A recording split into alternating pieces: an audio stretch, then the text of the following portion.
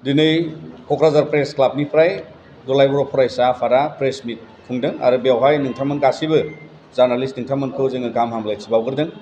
आरो दिनैहाय जाय 20 जुनावहाय इलेक्शन कमिशन अफ इन्डियाया मोनसे जि ड्राफ्ट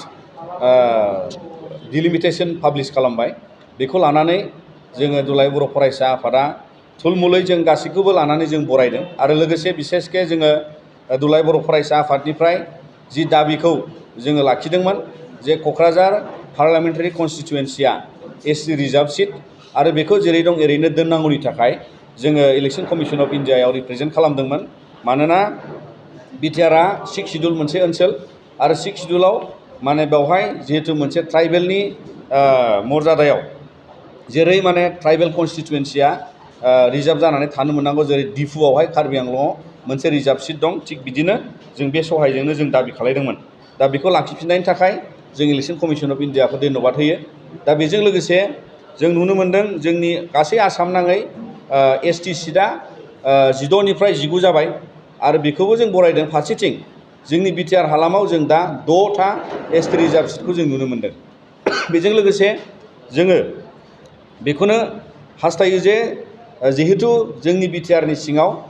सिगांनि जे एमएलए कन्स्टिटुवेन्सिसफोर दंमोन बियो गुबुन जिल्लाजों बा गुबुन कन्स्टिटुवेन्सिजों नांजाबनायमोन जेरै धुबुरी डिस्ट्रिक्टनि सिङाव इस्ट बिलासिपारा वेस्ट बिलासिपारा आरो गौरीपुर बेफोरबादि पार्लियामेन्टारि एसेम्बलि कन्स्टिटुवेन्सियाव जोंनि बिटिआरनि एरियाफ्रा दंमोन दा बेखौ रिएडजास्टमेन्टजों लाबोफिननाय जाजोब्बाय आरो बिदिनो बे एडजास्टमेन्टखौ जोङो बरायदों फारसेथिं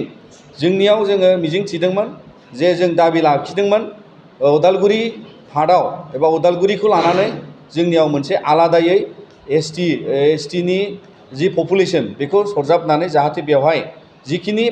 एसेम्बलि कन्स्टिटुवेन्सिस ओंखारबाय बिनि गेजेरावनो मोनसेबाव पार्लियामेन्टारि सिट जोंनो दोननांगौ होननानै जोङो दाबि दैखांदोंमोन उदालगुरि नामैहाय बेवहाय पार्लियामेन्ट मोनसे कन्स्टिटुवेन्सि जानांगौनि थाखाय नाथाय दिनै जों नुदों बे ड्राफ्टआव बिथांमोना जोंनि बिटिआरनि माखासे एमएलए कन्स्टिटुवेन्सिखौ लाजाबनानै जेरै भेरगाव उदालगुरि रौता आरो बे गासैखौबो लानानै जिहेतु मोनसे दरं कन्स्टिटुवेन्सि बानायबाय बेखौ लानानै फारसेथिं बाक्सानि तामुलपुर गरेस्वर बेखौबो सरजाबनानै बिथांमोना बेवहाय दरं नामै समस्ति बानायदों फारसेथिं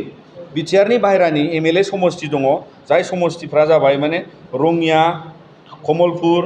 आरो बावहाय माने सिफाझार मंगलदै आरो दलगाव सिटआवहाय ज' जाबाय दा बिनिखायनो जोङो लुबैदोंमोन जाहाथे बिटिआरनि सिङाव एखुथायै थख'यै क'क्राझार पार्लियामेन्टारि सिटजों लोगोसे उदालगुरियाव मोनसे पार्लियामेन्टारि सिट मोननायखौ जों हास्थायदोंमोन दा बिनि थाखाय जोङो जि इलेक्शन कमिशना सम होबाय बेवहाय जोङो बाहागो लागोन रिप्रेजेन्ट खालामफिनगोन आरो बिनि अनगायै गासै आसाम नाङै जिहेतु ट्राइबेल बा थागिबि सुबुंफोरनि एडजास्टमेन्टखौ गोबां जायगायाव खालामदों आरो बेखौ लानानै जों हास्थायो जाहाथे गोबां कन्स्टिटुवेन्सियाव जोंनि बर'फ्रा आरो बर' मेजरिटि ओनसोला माखासे जायगानिफ्राय जोंनि दुलाराय बर' फरायसा आफाद जिल्लानि गेजेरजों बिथांमोना माखासे फोरमायनाय हरदों जे एडजास्टमेन्टआवहाय आरोबाव जोंखौ माने सोलाय सोल' खालामफिनोबा मोजां बै जायगानि मानसिफ्रा जोंनिसिम बिदि बाथ्रा फोरमायदों दा बेखौ लानानै दुलाराय बर' फरायसा आफादा गासिबो माने बै ओनसोलनि सुबुंफोरजों जों सावरायगोन आरो बिनि उनाव जोङो मिजिंथियो जे इलेक्शन कमिशन अफ इन्डियानो जों आरोबाव जोङो बिथांमोननिसिम जोङो लिरनाय जोंनि रिप्रेजेन्टेसनखौ होगोन मेम'रेन्डाम होगोन जाहाथे जोंनि थागिबि सुबुंफोरनि जे आइडेन्टिटि कालचार आरो पलिटिकेल राइट्सआ राजनिति अधिकारा जाहाथे रावनाबो हानि जाया रावनाबो खथि जाया बेखौ लानानै दुलाराय बर' फरायसा आफादा जोङो फैबाय थानाय समाव इलेक्शन कमिशन अफ इन्डियाखौ रिप्रेजेन्ट खालामगोन आरो बेबादि जिखिनि जेंना ओंखारगोन गुबुन गुबुन जायगानिफ्राय बेखिनिखौ जों दुलाराय बर' फरायसा आफादा फोरमायगोन दा गासै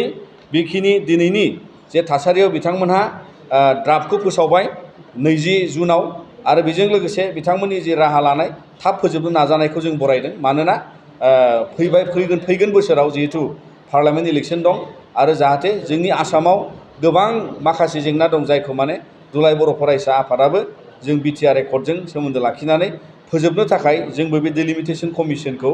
खामानि जोबनायखौ नेनाय आसाम सरकार भारत सरकारा बे खोथाखौ जोंनिसिम फोरमायनायखाय जोंबो बे खामानिखौ थाब जोबगोनखौ मिजिंथिनानै जों बरायदों आरो बेखिनिखौनो दिनै नोंथांमोननि सिगाङाव जों लाखिबाय दिनै जि ड्राफ्टआव जों नुबाय बिटिआर ओनसोलाव जों दा MLA सिटआ बारायदोंब्लाबो जोंनाव 15 सिट जादों। फारसेथिं जोंनियाव 6 माने ST रिजार्भ सिट बा ट्राइबेलफोरनि थाखाय जोङो रिजार्भ सिट जादों। दा बेखौ लानानै जों दुलाराय बर' फरायसा आफादा नायदों जे माखासे जि द्राफ्ट समस्ति दङ बेवहाय ट्राइबेल पपुलेसनखौ लानानै माने सेरखाय बेरखाय माखासेया नुदों, माखासेया एसे कमप्लेन होदों। दा बेखौ लानानै जोङो रायलायगोन जाहाथे जोङो माबोरैबा जोंनि ट्राइबेल सिटखौ रैखाथि गोनां खालामनो हायो आरो बेयाव ट्राइबेलफोरखौ लानानै जाहाथे मोनसे पलिटिकेल सेफगार्ड आरो सिकिउरिटिखौ लाखिनो हायो। बिनि थाखाय मा हिसाबै बेबादि बोखावनाय बा सोसन सब्र खालामनायनि गेजेरजोंब्लाबो एडजास्टमेन्ट खालामनायाव गोदान समस्ति बरननायजों लोगोसे बावहाय थाखानायफोरखौ माने सोसननाय आरो बुजाबनाय जानाय बेफोरखौ जों गासैखौबो सावरायफिनगोन आरो बिब्दिनो इलेक्सन कमिसना जिहेतु सम होदों बे समाव जोङो बिथांमोननिसिम जिखिनि रायजोफ्रा माखासे जेंना फोरमायगोन बिनि गेजेराव जों समाधाननि लामाखौ बरननो थाखाय जों नाजागोन। 2023-24 सोलोंथाइ बोसोरनि थाखाय गोदान मुं थिसननाय लानानै फैदों डन बस्क' डिग्री कलेज साफागुरिया। देग्लायनिफ्राय डन बस्क' डिग्री कलेज साफागुरियाव बेचलर अफ आर्ट्स एबा BA नि सेथि सेमिस्टारनि गोदानै मुं थिसननाया दायो सोलिगासिनो दं। चिरां जिल्लानि साफागुरियाव थानाय डन बस्क' डिग्री कलेजआ देग्लायनिफ्राय BA थाखोनि सेथि सेमिस्टारनि थाखाय गोदानै एडमिसन लानायजों लोगोसे बड', इक'नमिक्स, इंलिश, एडुकेशन, हिस्टरी आरो पलिटिकल साइन्स आयदानि थाखाय BA अनार्सनिबो खाबु दं। गोग्गो सोलोंथाइनि थासारिजों लोगोसेयैनो डन बस्क' डिग्री कलेज साफागुरियाव आलादा आलादायै हौवा हिन्जावनि थाखाय हस्टेलनि खाबुबो दं।